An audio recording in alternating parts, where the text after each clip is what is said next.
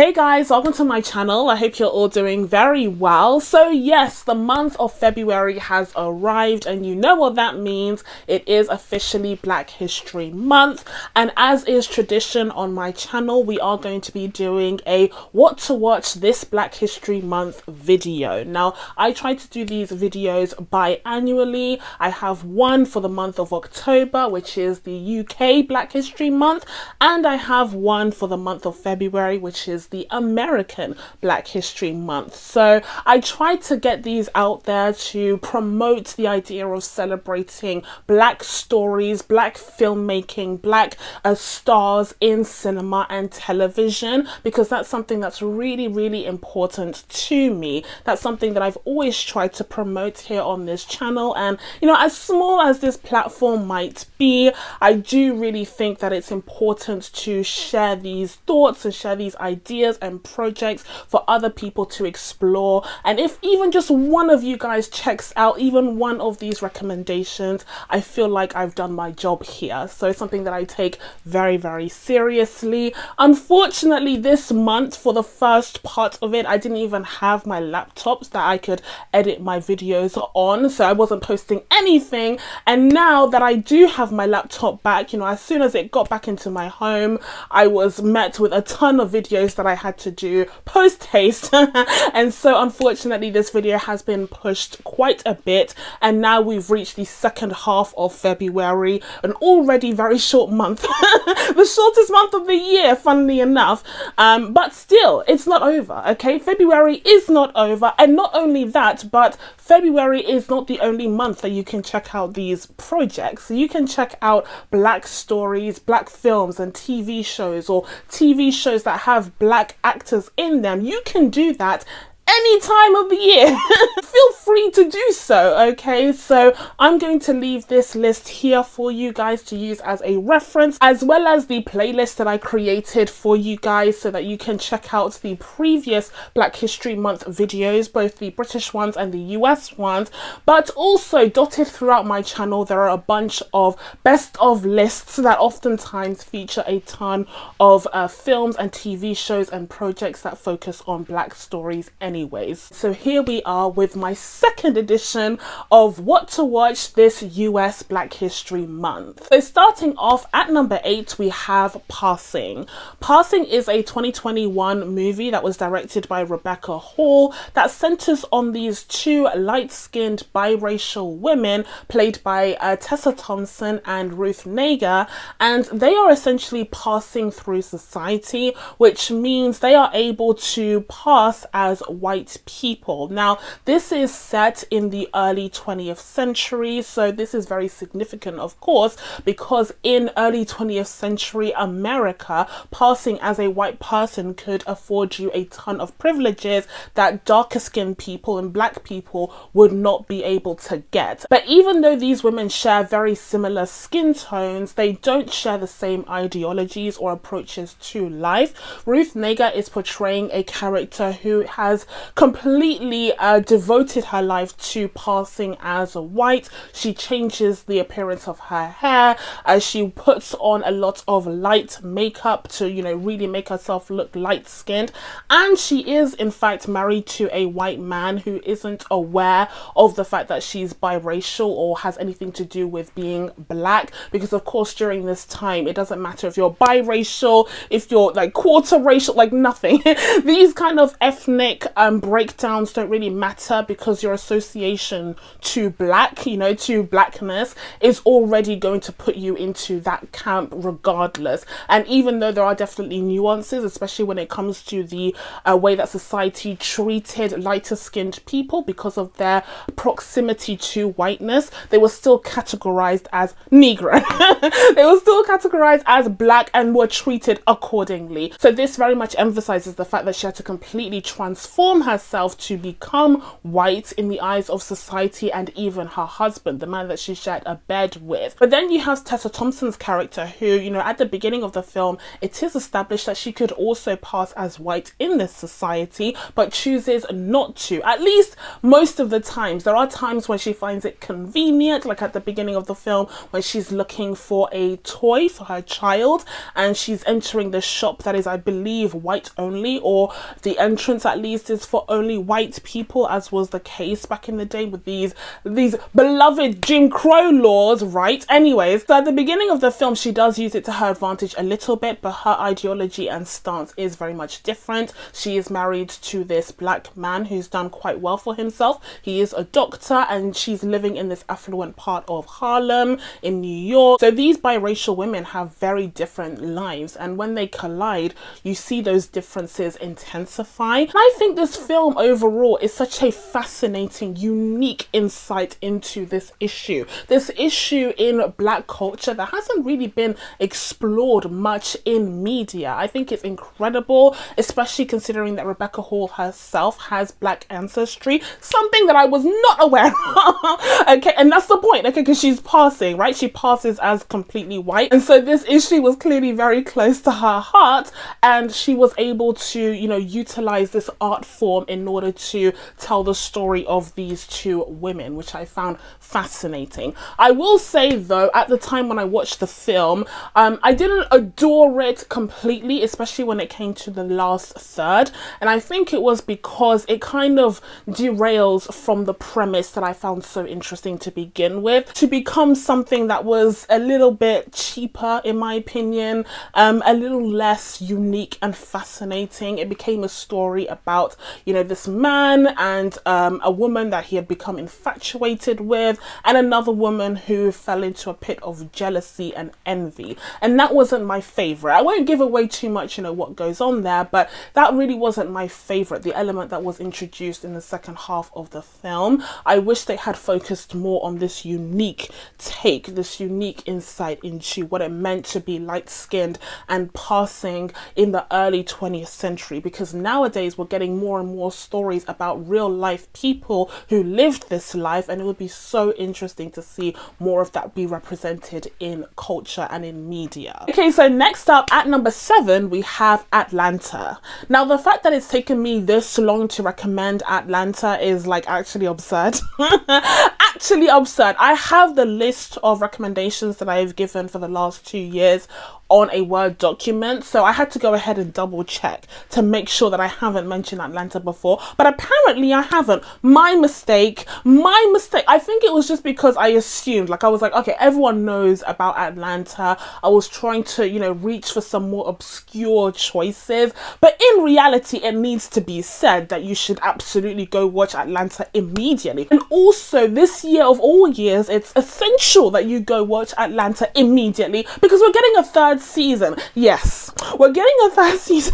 We're getting a third season. My hopes and dreams have been answered. We're getting a third season of Atlanta. I can't wait. I'm counting down the milliseconds. I can't wait. And for those of you who don't know, for whatever reason, remedy that immediately, okay? But for those of you who don't know at this time, Atlanta is this crazy, cerebral, but also quirky and bizarre series that was created by Donald Glover, and he essentially plays this, you know, black man who's from Atlanta. He's down on his luck a little bit, not doing particularly well financially. He has this baby mama who's portrayed by Zazie Beetz, and he's basically like a deadbeat dad towards their child. Like, he's basically not doing as well as he should be to support his family, and so she's kind of sick of his antics. But then his fortunes seem to change when his cousin, who's portrayed by Tyree Henry, he runs into a little bit of success being a Paperboy, the rapper, and you know, one of his songs takes off, and so they are exploring the world of, you know, music and, you know, getting opportunities in that realm and trying to better their financial situation alongside their friend Marcus, who's portrayed just brilliantly brilliantly by my guy Lakeith Stanfield, Oscar-nominated Lakeith Stanfield, okay? But yeah, this cast is insane. One, the cast is crazy talented, crazy insane. The concepts are fascinating because even though you have a through line with Atlanta, it's kind of like Rick and Morty where each episode kind of does its own thing. And sure, there are episodes that are a little bit more forgettable than others, but there are some that like stick out and are just so exceptional. For me, the most like standout episode personally was, I believe, in season 2 with the Michael Jackson episode. If you have watched that episode of Atlanta, you know exactly what I'm talking about when I say that was creepy as hell. That was creepy as hell. That episode was chilling. The themes that are explored in that episode draw from real life examples like that of Michael Jackson, you know, stories told by these musicians, these prodigies who were very much severely abused by their parents or management who wanted to push them to the furthest extent so that they could achieve greatness in their field, but in reality it left a lot of mental scars. That's something that is explored in the Michael Jackson episode. I can't even begin to give it justice to really pay its dues in the 2 seconds that I have to discuss it here. I will say that overall Atlanta is just so fascinating and unique, where not only is it exploring the experience of, you know, these black male characters in Atlanta, Georgia, but also doing it in this really crazy, kooky way where one moment you're dealing with the real life realities of, you know, crimes on the streets and the difficulties of living in these environments, whilst at the same time you have the appearance of an actual invisible car. An actual invisible car, okay? So it's the juxtaposition between the absurdity and the realness, the reality, that just makes it so unique and so powerful and brilliant. Also, it's funny. Also, it's brilliantly written and funny. So Donald Glover, you know, there's a reason why for that moment in like 2018 or so, people were like fawning over him. It's because of the talent on display. It's because of the talent, I'm telling you. And this was just one example of just how brilliant and talented this guy is. Okay, so next up at number 6, we have Marshall. Marshall is a 2017 movie that stars the late great Chadwick Boseman, and he plays the titular character Thurgood Marshall, who was the very first black judge on the Supreme Court in America. Before his tenure as a Supreme Court justice in the US, he actually acted as a lawyer for the NAACP, an organization that basically rallied towards the equality and the betterment of the lives of the black community, or people of color as we now know them, in America. Now, this movie is set in the 1940s, and here we meet Thurgood Marshall as he is traveling across the country representing people, black people who have been accused of crimes. These are innocent people that Thurgood represents that have been, you know, falsely accused of committing heinous crimes just because of the color of their skin, just because of racial discrimination in the country at this time. Fortunately, during this time, the NAACP had lawyers on their retainer so that they could represent the accused, and one such lawyer was, of course, Thurgood Marshall, and he actually instilled the help of some local lawyers who could act as counsel during these trials, because in the US, even if you're based in one state, it doesn't mean that you can practice law in another state. So here we have the case where Mr. Fieldman, who's portrayed by Josh Gad, he acts as the lead counsel in this case, even though it was supposed to be Thurgood Marshall doing so, but because of the judge's clear prejudices, because of the judge's clear biases, he refuses to allow Thurgood to even say a word in court during this trial at hand, which we'll talk about in a second. As a result, it's Mr. Fieldman who actually has to act as lead counsel in this case. Now, the case at hand here that is actually covered in the majority of the film, although other cases are dotted around to really illustrate how prevalent of an issue this was during the time. But this time around, we have a case of a black man being accused of raping a white woman. And as I'm saying this, if you know anything about Black American history or American history in general, that should give you chills. That should give you chills, because there have been so many tragic, angering tales of black boys, black men being falsely accused of raping white women and the horrific consequences that faced them. And of course, one of the most well-known incidents of this was the case of Emmett Till.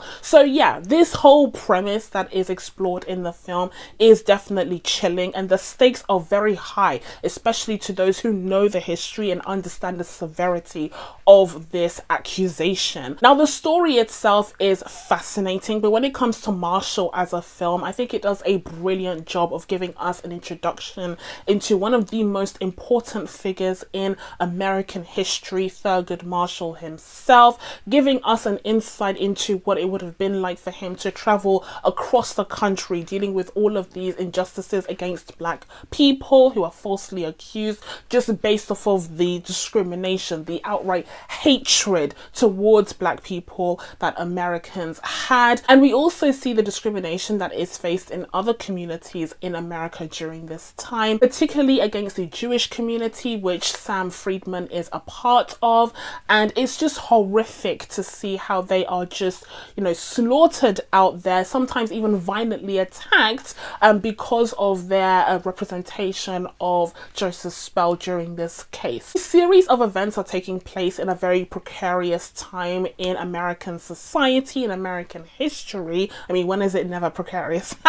But in this case, we have the Jim Crow laws being slowly but surely phased out, and a lot of Americans, white Americans in particular, are starting to come to terms with what it means to have black Americans in their space, existing freely in their society. And they don't like the look of that. They don't like the sound of that, okay? And for a lot of them, the fragility of white supremacy is showing its whole ass. So not only do we see the fight for justice take place within a court of law, where after 400 years, black people in America finally have legislation that backs their rights to live, their rights to be free as human beings, equal to the white population. Not only do we have that fight taking place in this building, but outside of the building, there is constantly a battle, constantly a fight for the same. Okay, so next one up is a more light-hearted entry, and here at number 5, we have Spider-Man Into the Spider-Verse.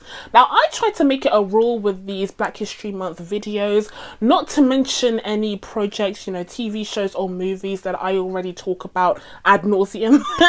I try to bring something new to the table, and Spider-Man Into the Spider-Verse most definitely does not belong in that category. I have talked about this film time and time again, okay, but listen up, okay? Listen up. There's going to be a sequel this year.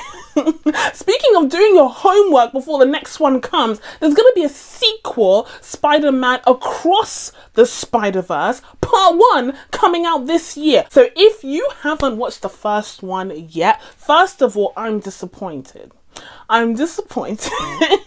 Like shit, for shame, okay? But secondly, you can do it now.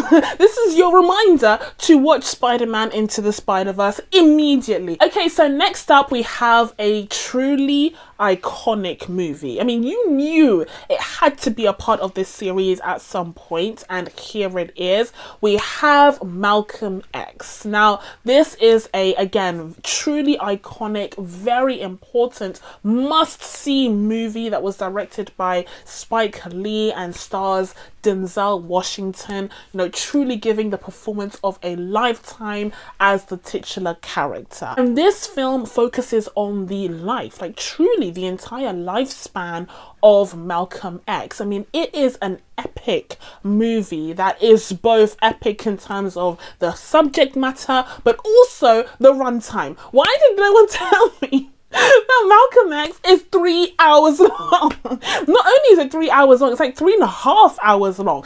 It is a long movie, okay, but it is of course worth watching. And when it comes to this film, unlike some of the other biographical movies, like Marshall, for instance, that focus on a specific point in an iconic or important character's life, here we have a film that really does try to cover the entire span of Malcolm X's life, touching on his childhood and the struggles that he and his family faced, you know, living in this toxic, incredibly aggressive and, you know, severely racist environment with the KKK knocking at their door regularly. I can't even imagine. It focuses on that aspect of his life before moving on to his, you know, adolescence and his early adulthood, and how during this time he was led down a dark path by some bad influences that got him into some really big trouble with the law, and also with these vices like drugs and alcoholism and being associated with white women, which I don't find to be the same. Like, I understand the message, we'll talk about it in a second, okay? But yeah, you know, all of these things that Malcolm X kind of reflects on retrospectively as, you know, being down a dark path, he is able to reflect on all of this when he goes to prison and ultimately reaches what he sees as the rock bottom in his life, until of course he meets someone in prison who converts him to Islam, and he finds a whole new meaning, a whole new purpose and a whole new direction for his life when he starts following the teachings of Islam and following the teachings of specifically Elijah Muhammad, who is the leader of the Nation of Islam at that time. And so he sees becoming a Muslim and going down this different path as something that literally saved his life, and he wants to impart this wisdom and this knowledge onto others so that they can meet the same fate for themselves. Now, I emphasize all of this before even getting into the civil rights activist part, because this is the element of Malcolm X's story that I had very little knowledge of, and I found it really surprising how this film really does break down, you know, the elements of his life. It really does try to explain where this man came from, his mindset during different periods of his life, the fact that he was discouraged from a very early age to have ambition and motivation, even though he had the talents, the gifts and the ability to learn. He was just discouraged from it, and that led him down this dark path, and the way that he was able to crawl out of there with the help and guidance of the Nation of Islam. And so that portion of his life is something that I had the least knowledge of, and I found really engaging and really fascinating in the way that they told this story in the film. I will say that there are times when the film is exploring Malcolm X's, you know, earlier life, the kind of cheating and the drug use, the alcohol abuse. The way that it does it kind of feels a little cheesy, you know, just a little bit like an assembly that's telling you not to do drugs, kids. It definitely feels that way at times in the film, but I think it's because it's conveying this message perhaps through his eyes, and especially, you know, retroactively when he has walked down a better path. Perhaps that's what they're trying to do there by showing the antics that he was getting up to beforehand. I would also say that some of the more misogynistic rhetoric surrounding the teachings of, you know, Elijah Muhammad, the Nation of Islam, supposedly, at least as told by this group, I would say that it's also reflected in the film in a way that conveys what they would have thought, as opposed to something that is supported by the religion itself. Basically, I think that the film is being told through his eyes, and so for all of its faults and flaws, it's kind of saying that this is the position that he held at that specific time. Just like any human being, he changes, he evolves throughout the film, and his thinking changes and evolves, and the film is able to admit when, you know, he goes back on some things, he changes his mind on others, particularly when it comes to the civil rights movement, movement and how, you know, black oppression needs to be dealt with at this time. At first, it seems like he's very militant. He's against, you know, anyone else helping, anyone else from other races helping. He doesn't believe in this, you know, coexistence with other races, and actually thinks that black people would be better off creating their whole new nation in Africa. I wonder what the Africans would say about that. Anyways, you see how his thoughts, his teachings, his beliefs change and evolve throughout time, especially after he makes the visit to Mecca. He makes this pilgrimage. So yeah, I think the film does a really great job of taking us on this life journey of Malcolm X. And of course, we can't guarantee that everything is 100% factual, but if you even want to dip your toe into this man's story, then this is a must see. Like, this is required watching. Okay, so next up for number 3, we're gonna lighten things up again a little bit.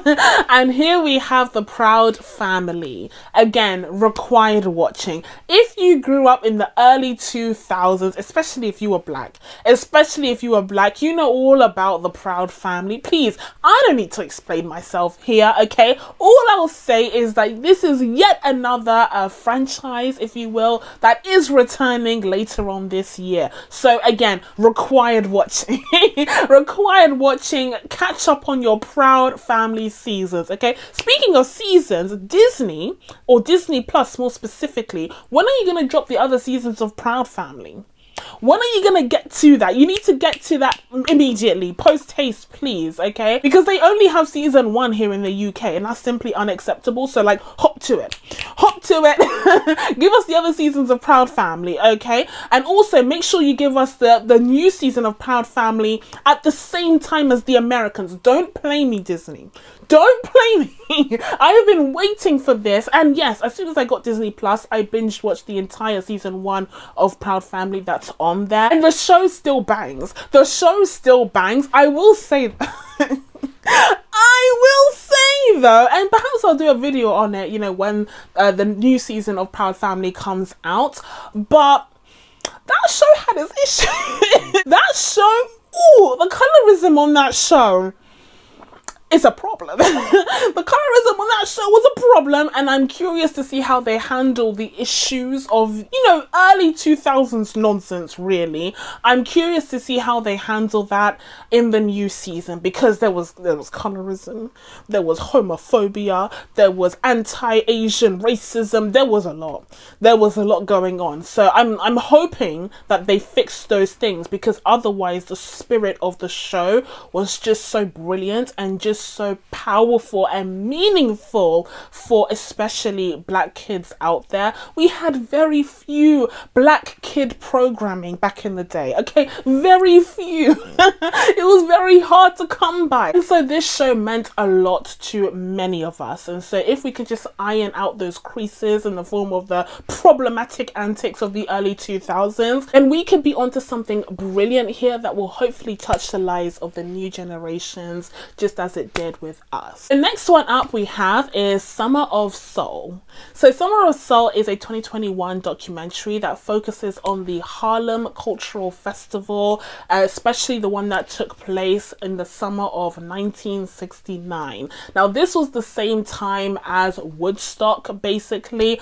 I don't know what Woodstock is. I don't know what I mean, I know what Woodstock is, but like, I don't know what Woodstock is. But I personally would much rather know way more about this cultural festival in 1969 in Harlem. Okay, I would much rather learn more about that than I would Woodstock. What even is Woodstock, please? This documentary was fascinating. Okay, first off, yes, we have the fact that this whole festival was completely overshadowed by Woodstock and actually actively erased from history to boot. And this is something that is acknowledged in the documentary itself, because it's not an accident that many of us had never even heard of this event, because this event was literally filmed to be televised. This event was filmed, like you see the footage here, and this footage has been sitting in a basement somewhere for 50 50 plus years. 50 plus years. Why? Because no one would take it. None of the networks wanted to televise this huge event that had huge cultural meaning in the black community at this time. They didn't want to touch it because it was all about Woodstock or nothing. They didn't feel it was significant enough to warrant being televised. Of course they didn't. And so the whole festival ended up being lost in history, forgotten until now. And now we get a chance to see this incredible footage of some of the most iconic, just legendary, some of the most important people in music, not just in Black American music, not just in American music, the world, literally global music, the global music industry. These people were essential to the trajectory of music all around the world, and they had all come together in the summer of '69 for this festival in Harlem with this sea of black audience members, black fans, you know, with their afros, very 60s, okay?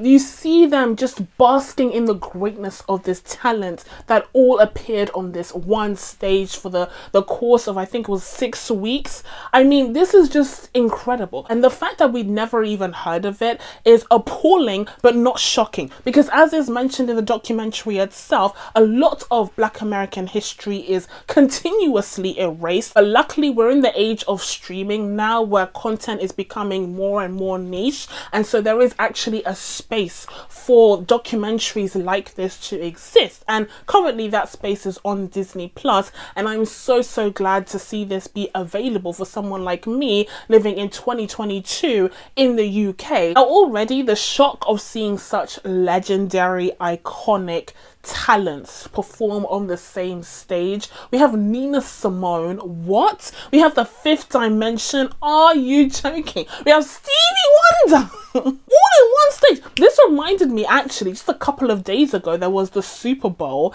and we had all of these legends and icons of early 2000s or late 90s hip hop all on one stage during the halftime show. But this festival was even more meaningful because of the socio-political climate that was taking place during this time. It is 1969.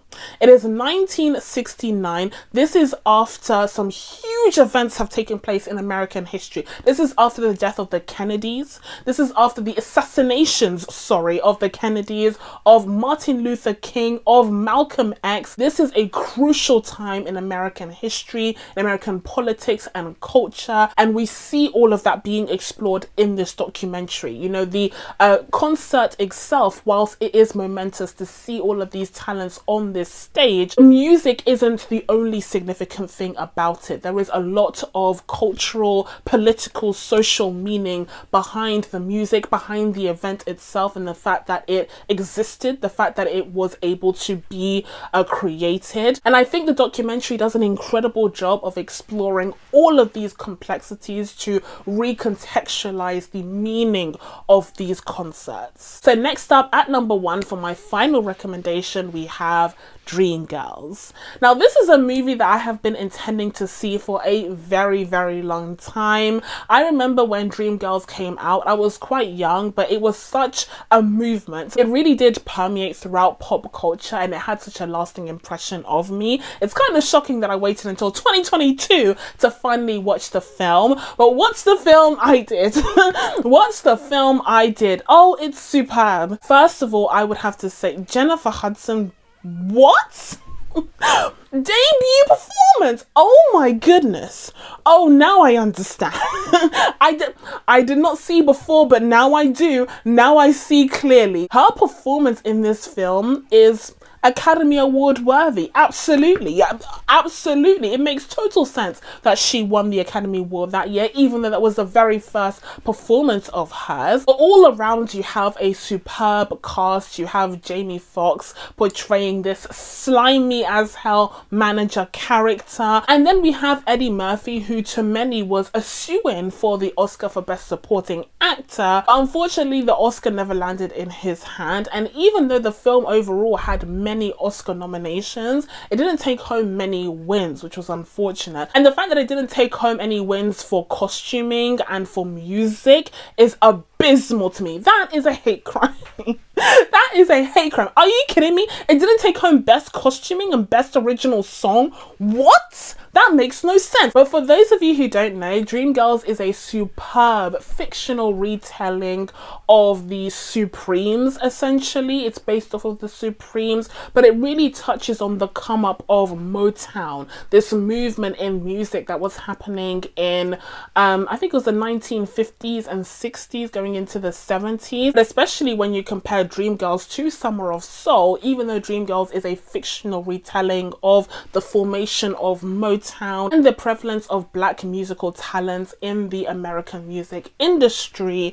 Even though all of that is fictional in the film, you can definitely see the real life versions of this and the impacts in culture, in music and in politics in Summer of Soul. I think it's really interesting to have that kind of double bill where you see in Dreamgirls the inner workings of Motown, how it, you know, was brought about, and the difficulties and also the sliminess and sleaziness of the managers like Jamie Foxx. But also in Summer of Soul, you see the real world impact. You see how these black artists meant so much to the black communities that they served, that they spoke out for. We see the meaning. We see the power of having these musical artists speak out against the injustices in American society during that time. But that's it from me. Now that I told you guys what you should check out this American Black History Month, it's time for you guys to let me know what you think I should check out down in the comments below. A couple of these recommendations were actually from you guys, so I really do appreciate when you guys let me know what you think I should check out, and maybe perhaps some of your recommendations could end up in next year's list. But in the meantime, please be sure to subscribe to catch new videos coming up. Thank you guys so much for watching. I really appreciate it, and I will see you in the next one. Bye.